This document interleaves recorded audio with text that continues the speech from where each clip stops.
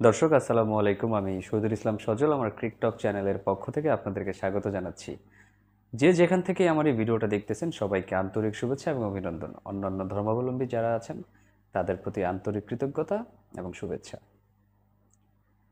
অবশেষে প্রমাণিত হয়ে গেল আইসিসি মানে হচ্ছে ইন্ডিয়ান ক্রিকেট কাউন্সিল। দর্শক ভুল বুঝবেন না, আইসিসির আসলে মিনিং হচ্ছে international cricket council. Indian cricket council বলছি এই কারণেই যে আপনারা হয়তো জেনে থাকবেন, অলরেডি হয়তো অনেকে জেনে গেছেন যে বিসিসিআই এর সাবেক সেক্রেটারি কিংবা এখনও আছেন বিসিসিআই এর সেক্রেটারি। আমি জানি না আইসিসির পদ পাওয়ার সাথে সাথে কি তার বিসিসিআই যে পদটাতে তিনি আছেন সেটা চলে যাবে কিনা বা এখনও থাকবে কিনা সেটা আমি শিওর না। তো যাই হোক, বিসিসিআই এর সেক্রেটারি জয় সাহা কিন্তু আপনার অলরেডি আইসিসির চেয়ারম্যান পদে কিন্তু নির্বাচিত হয়েছেন। তো এটা আমাদের জন্য কতটুকু ভালো কতটুকু মঙ্গলের বিষয় সেটা আইসিসির চেয়ারম্যান সাহেব ভালো বলতে পারবেন।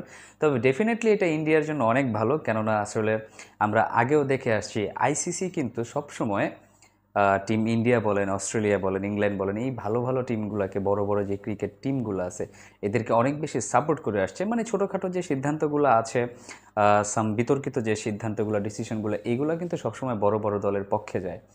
তো সেই দৃষ্টিকোণ থেকে আমি এটা বলতে চাই যে আইসিসি মানে ইন্ডিয়ান ক্রিকেট কাউন্সিল। এই জন্যই বলছি যেহেতু ভারতের বিসিসিআইয়ের সেক্রেটারি, ভারত ক্রিকেট বোর্ডের যে সেক্রেটারি জয় শাহ, উনি কিন্তু আইসিসির চেয়ারম্যান হিসেবে নির্বাচিত হয়েছেন। সেই হিসাবে ভারত যে ভবিষ্যতে কতটুকু পরিমাণ সুবিধা পেতে যাচ্ছে সেটা কিন্তু প্রাক অনুমান করাই যায়। কারণ মনে করিয়ে দিতে চাই দর্শক, আপনারা যদি খেয়াল করে থাকেন, আমরা দেখেছি অনেক সময় অনেক বিতর্কিত কিছু সিদ্ধান্ত ভারতের পক্ষে গিয়েছে। আপনি যদি ধরেন বিশ্বকাপেরই একটা ম্যাচের কথা, কত সালে সেটা আমার সঠিক খেয়াল আসতেছে না, তো যেমন ধরেন রোহিত শর্মার একটা আউট ছিল রুবেল হোসেনের বলে, সেটা কিন্তু আপনার দেখা গেছে যে যখন রিপ্লে দেখাইছে, যখন একটা মার্জিন টানা হয়েছে যে বলের হাইটটা কতটুকু ছিল, সেটা কিন্তু দেখা গেছে বলটা উপর থেকে এসে আন্ডার ওয়েস্ট, কোমরের নিচে এসে বলটা ড্রপ করতো।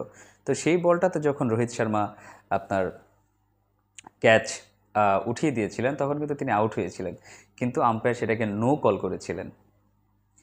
তো এরকম আরও কিছু কিছু সিদ্ধান্ত ছিল ওই সেটাতেই, যেমন দেখা গেছে যে লেগ স্টাম্পের বাইরে পড়া মাশরাফি বিন মুর্তজার একটা বল সুরেশ রায়নার প্যাডে আঘাত করে, বলটা ডিরেক্টলি মিডল স্টাম্পে হিট করছিল, কিন্তু সামহাও দেখা গেছে যে বলটা কেন জানি যখন আপনি মাঝখান দিয়ে রেখাটা টানা হয়েছে যে বলটা পিচ করতেছে কোথায়, তখন দেখা গেছে সেটা অল্প একটুর জন্য লেগ স্টাম্পের বাইরে পিচ করছে। তো আসলে সব কিছু ম্যানিপুলেটাইজ করা যায়। যেমন ধরেন কিছুদিন আগে একটা কথা বলতে চাই, মেবি মোস্ট প্রবাবলি অস্ট্রেলিয়ার এগেনস্টে যখন ইন্ডিয়া টেস্ট খেলছিল, তখন রবিচন্দ্রন অশ্বিন যে টেস্টে যে বলটা করছিলেন সেটাতে নিশ্চিতভাবে দেখা গেছে যে ব্যাটসম্যান আউট হয়ে গেছেন। যে কারণে কিন্তু যখন সেটা রিপ্লে নিলেন, ব্যাটসম্যান রিভিউ করলেন, তখন দেখলেন যে আসলে বলটা পড়ছে এক লাইনে, স্টাম্প মিস করে চলে গেছে। তখন কিন্তু রবিচন্দ্রন অশ্বিন আপনার স্টাম্পের কাছে গিয়ে বলেছিলেন যে কিছু যদি 2 নাম্বারই করতে হয় তাহলে অন্যভাবে করো, সামহাও ব্লা ব্লা অনেক কিছুই বলেছিলেন রবিচন্দ্র অশ্বিনী স্টাম্প মাইকের কাছে গিয়ে, সেটা স্পষ্টই শোনা গেছে। তো আসলে ম্যানিপুলেটে কী বলে সেটাকে, আপনার যে ডিসিশনগুলো, সেই ডিসিশনগুলো হয়তো বা, আমি বলছি না করা যায়, তবে আমার যে ধারণা হয়তো বা করা যায়। আর সেটা যদি করা পসিবল হয়ে থাকে, আর ভারতের একজন সেক্রেটারি, বিসিসিআইয়ের সেক্রেটারি জয় শাহ যদি সেই আইসিসির প্রধান হয়ে থাকেন, তাহলে ভারত এই সুবিধাগুলো কতখানি পাবে সেটা অনুমান করাই যায়। আমি বলছি না ভারত সবসময় এরকম করে, আমি বলতে চাই না যে ভারত এরকমটাই করে, তবে আমি এটা চাই যে ভারতীয় বিসিসিআইয়ের যে সাধারণ সম্পাদক জয় সাহা আছেন, বর্তমানে যিনি আইসিসির চেয়ারম্যান পদে অধিষ্ঠিত হয়েছেন, তিনি অবশ্যই আইসিসিকে নিরপেক্ষ রাখবেন, অবশ্যই ছোট বড় দলগুলোর মধ্যে তফাৎ করবেন না। আর যেহেতু যে যত যাই কথা বলেছি তাকে একটা কনগ্রেচুলেশন জানাইতে হয়, অভিনন্দন জানাচ্ছি জয় শাহকে অবশ্যই অন্তঃস্থল থেকে, যাতে তিনি ভালো করেন। কারণ ক্রিকেট এমন একটা বিষয়, ক্রিকেটে আমরা দেখে আসছি যে অলওয়েজ বড় টিমগুলো সুবিধা পায়। এটা দর্শক আপনারা যারা দেখতেছেন আমার এই ভিডিওটা, আপনারা সেটা কোনোভাবেই অস্বীকার করতে পারবেন না। সেটা যদি বাংলাদেশের এগেনস্টে নেপালও হয়ে থাকে, বাংলাদেশ সুবিধা পাবে। নেপালের এগেনস্টে যদি পাপুয়া নিউগিনি হয়ে থাকে তাহলে নেপাল সুবিধা পাবে। বাংলাদেশের এগেনস্টে ভারত হোক, পাকিস্তান হোক, যেই হোক, সেই বড় বড় টিমগুলো অলওয়েজই সুবিধা পেয়ে থাকে। আমি জানি না এটা কোন ধরনের নিয়ম, হয়তো বা আইসিসির একটা বিজনেস পলিসি হইতে পারে এটা, কারণ তারা হয়তো বা চায় বড় বড় দলগুলোকে সাপোর্ট করতে, কারণ বড় বড় দলগুলোর সমর্থক অনেক বেশি থাকে, যে কারণে তাদের হয়তো বা ইনকামটাও অনেক বেশি ভালো হয়।